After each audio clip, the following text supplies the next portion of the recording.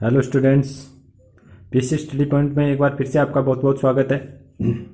और आवर्त सारणी यानी पेरियोडिक टेबल में आज अपन पढ़ने वाले हैं धातु, अधातु और उपधातु। अपने जो पेरियोडिक टेबल है उसमें जो धातुएं, अधातुएं और उपधातुएं हैं उनके बारे में अपन अध्ययन करने वाले हैं। अपनी जो आवर्त सारणी है उसमें धातुओं की संख्या सबसे ज्यादा है, लगभग 78% जो तत्व है वो धात्विक है।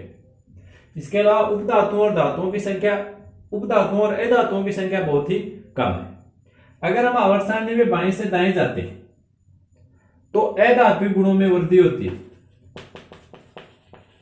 यानी आप किसी भी आवर्त में अगर बाएं से दाएं जाएंगे तो जैसे जैसे आप आगे की तरफ जाएंगे तो आगे एंड में, जब लास्ट में अगर आप जाएंगे तो वहां पर आपको अधातुएं देखने को मिलेंगी, जबकि शुरू में धातुएं मिलेंगी।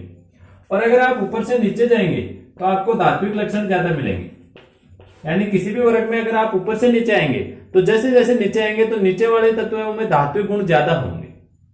अब धात्विक और अधात्विक गुण होते क्या हैं, और ऐसे तत्व जिनके गुण इन दोनों के मध्यवर्ती होते हैं। यानी ऐसा कोई तत्व है जिसमें कुछ गुण धातु के भी हैं और कुछ गुण अधातु के भी हैं, उसको अपन उपधातु वर्ग में रखते हैं।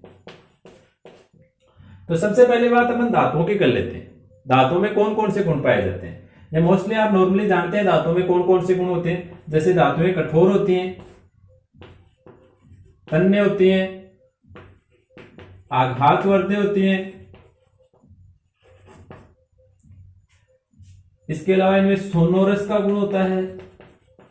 सोनोरस यानी इनको अगर किसी कठोर सतह से टकराते हैं तो इसमें लंबी टन की आवाज आती है, उसको कहते हैं सोनोरस का गुण।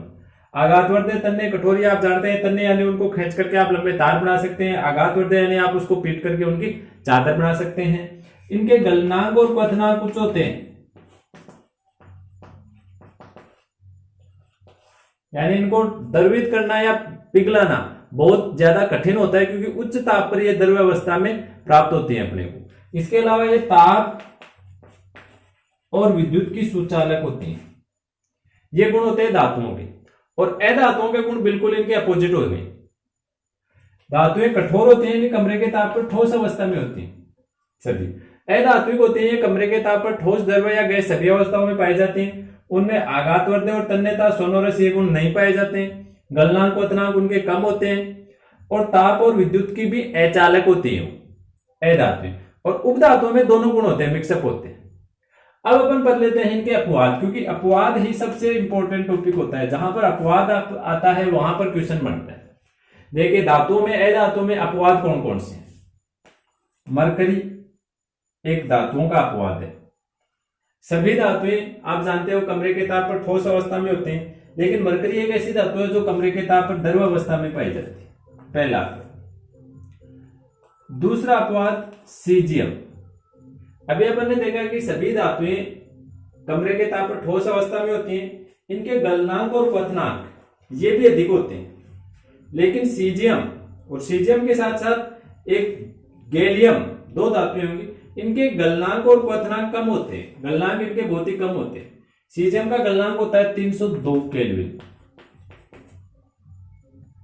और तीसरा अपवाद है गैलियम। गैलियम का भी गलनांक बहुत ही कम होता है, 303 केल्विन।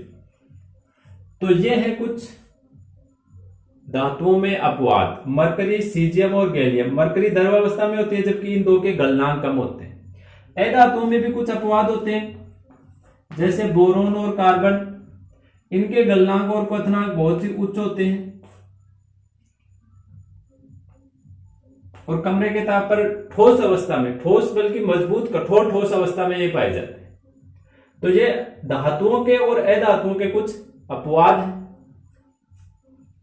इसके अलावा उपधातुएं ये कौन सी है? देखिए अपने आवर्त सारणी में कुछ तत्व ऐसे भी हैं जिनमें उपधातुओं के गुण हैं।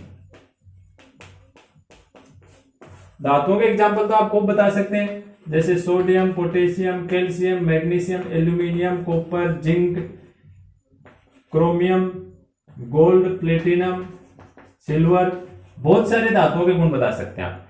अधातुओं के भी बता सकते हैं, बोरोन है, कार्बन है, नाइट्रोजन है, फास्फोरस है, सल्फर, हीलियम, नियोन, जो लास्ट का 18वां वर्ग है उसमें सारे तत्व है, 17वें वर्ग के सारे तत्व है वो सभी अधात्विक गुण होते हैं, जिसमें fluorine, chlorine, bromine, iodine, helium, neon, argon, krypton, xenon, बहुत सारे तत्व हैं अधात्विक गुण। उपधातुएं हैं, इनके कुछ यानी एग्जाम्पल इनके बहुत ही कम है, कुछ एक एग्जाम्पल ही है जिनमें अधातुओं के गुण देखने को मिलते हैं। देखिए कौन कौन से तत्व हैं जिनमें अधातुओं के गुण देखने को मिलते हैं। नंबर 1 जर्मेनियम, जर्मेनियम में उपधातु के गुण देखने को मिलेंगे आप। नंबर 2 सिलिकॉन, कार्बन के जस्ट नीचे आता है आवर्त सारणी में सिलिकॉन। नंबर 3 आर्सेनिक, आर्सेनिक में भी उपधातुओं के गुण पाए जाते हैं। नंबर 4 एंटीमनी, यह भी उपधातु है। टेलुरियम, यह भी एक उपधातु है। तो ये कुछ उपधातुएं हैं जो आवर्त सारणी में पाई जाती है, और आवर्त सारणी में अगर आप इनको देखेंगे तो ये इस तरह से टेढ़ी मेढ़ी रेखा के रूप में स्थित होती हैं। हालांकि इनका कोई फिक्स पैटर्न नहीं है, लेकिन ये नॉर्मली अगर आप आवर्त सारणी में देखेंगे तो आपको इस तरह से टेढ़ी मेढ़ी रेखा के रूप में ये मिलेगी। तो ये था अपना आज का टॉपिक, धातुएं, धातुओं के गुण, अपवाद, अधातुएं, अधातुओं के गुण बिल्कुल धातुओं के अपोजिट, इनके उदाहरण, अपवाद, और उपधातुएं। उपधातुओं के गुण आपको नहीं बताने, आपको केवल इतना बताना है कि उपधातुओं के गुण धातुओं और अधातुओं के मध्यवर्ती होते, और इनके ये 5 एग्जाम्पल आपको ध्यान में रखने हैं। नाम एक बार फिर से बता देता हूं, जर्मेनियम, सिलिकॉन, आर्सेनिक, एंटीमनी और टेलुरियम, ये हैं उपधातुओं के नाम। तो आज के वीडियो में अपन ने देखा आवर्त सारणी में कौन कौन सी धातुएं, अधातुएं और उपधातुएं उपस्थित हैं, कौन कौन से इनके अपवाद। आज के वीडियो में बस इतना ही। वीडियो अच्छा लगे लाइक कीजिए, कमेंट कीजिए और अपने फ्रेंड्स के साथ में शेयर कीजिए। धन्यवाद, जय हिंद।